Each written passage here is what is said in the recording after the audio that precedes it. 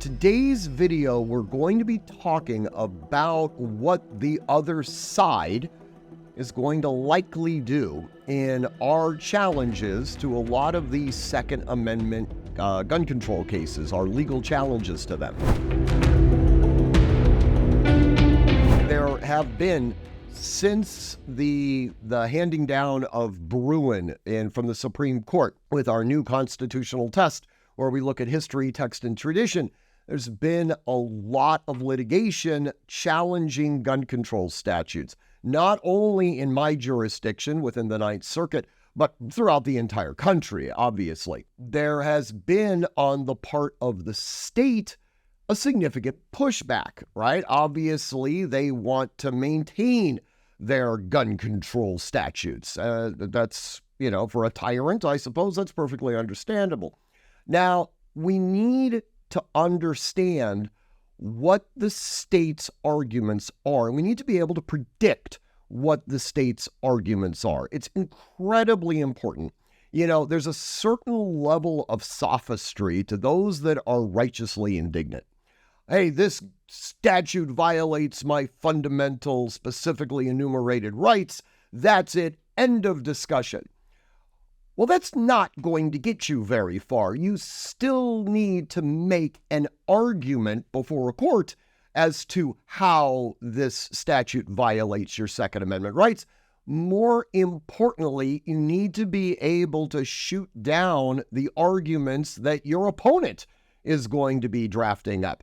So, it's really important to not only understand what the logic is, or in oftentimes the case, the illogic of the state, but it's important to develop our arguments against their logic. Now, the case that really kind of sets the groundwork on this is Duncan v. Bonta. We talked about this case before. This was a challenge to California's magazine control statutes. Hey guys, I'm pausing this video for just a second.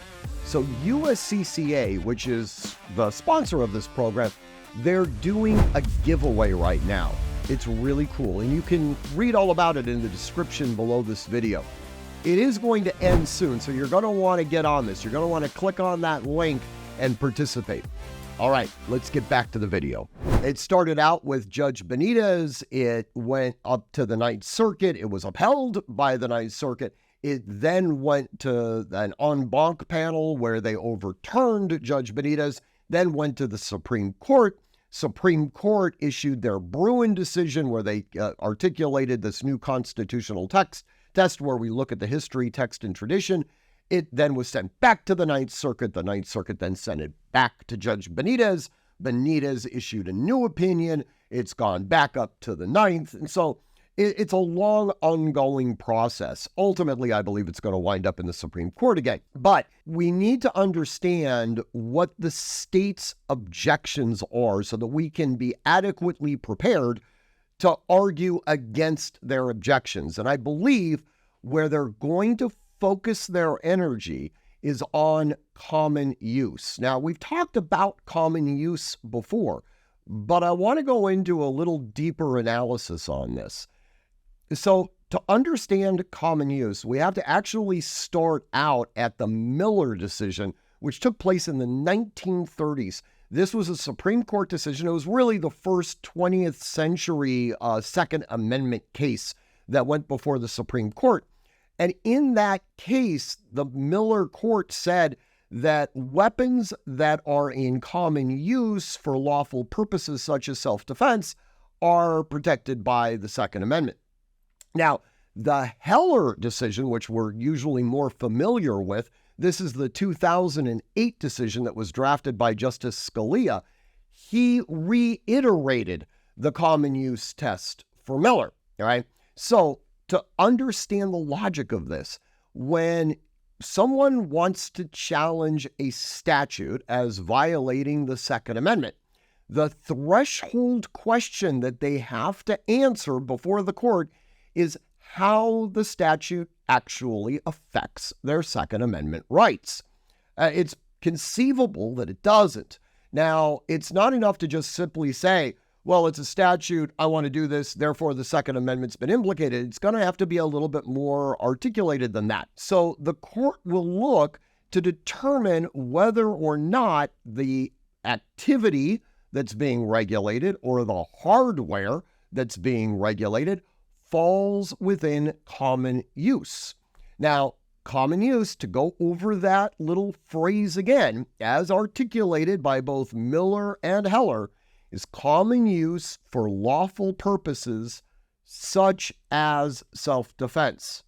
To really parse that out, there's a really important little clause in there, such as. It creates a list, right? But it doesn't go into detail on what's on that list. It says lawful purposes.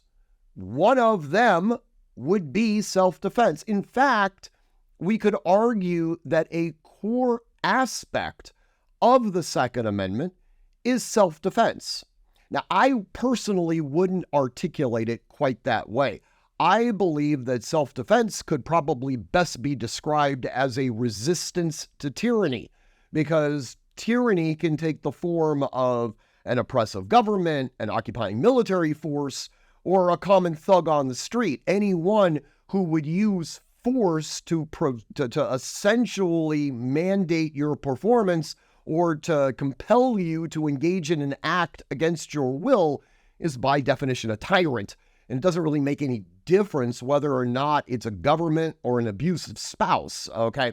Tyrants are tyrants, and resistance to tyranny is by definition self-defense. So we can quibble about what self-defense and resistance to tyranny ultimately is, but I think that's the core aspect. And this core aspect analysis isn't just relegated to the Second Amendment. I mean, we see that with the First Amendment. The First Amendment, the core aspect of it, the fundamental protection of the First Amendment's right to freedom of speech is to protect political speech. Now, okay, that's a core aspect. It's not the exclusive aspect, but that is the core aspect, the prime directive. The Second Amendment, the core aspect, is self-defense or resistance to tyranny, depending upon your perspective. That's a core aspect, but not the exclusive aspect. And Heller explains that, right? It says, for lawful purposes, such as the core aspect, self-defense, but it's not exclusive. Now, the state, in their moving papers against Duncan, against a variety of all of these Second Amendment challenges that are existing across the nation, are going towards common use. They're saying, okay, we, the state, never have to get to the point where we justify how this law is consistent with our nation's history, text, and traditions of firearm regulations at the time of the ratification. That's the second part of Bruin. We never have to get there.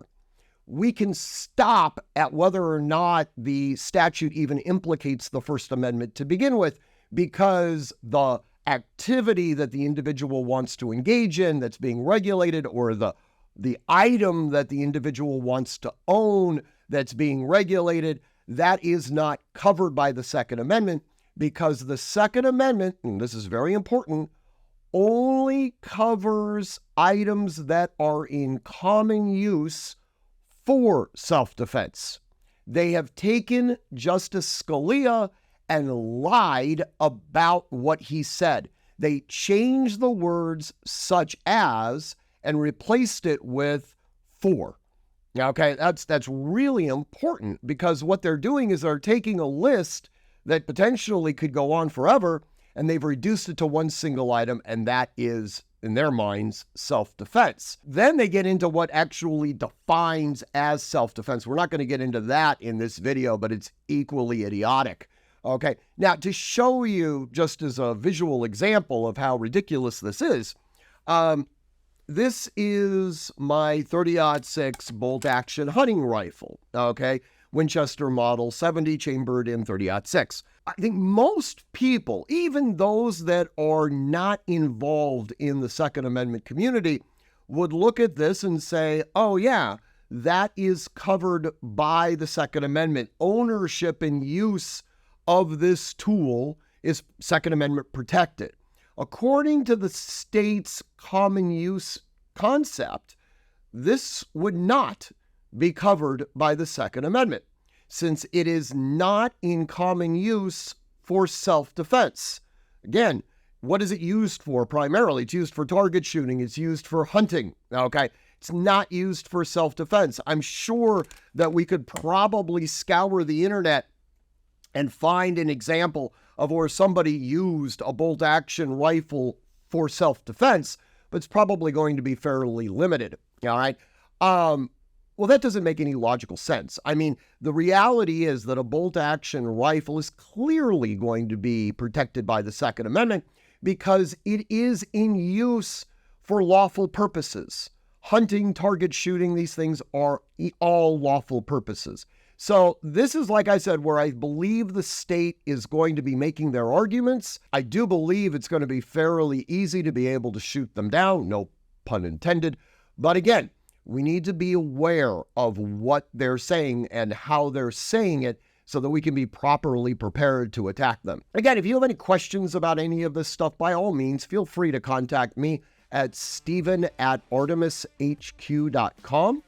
And as always, train constantly, train consistently, train repetitively, and train with purpose. Above all else, stay safe. Before you go, you just missed one of our best videos that got over 500,000 views. Click right here to watch it now.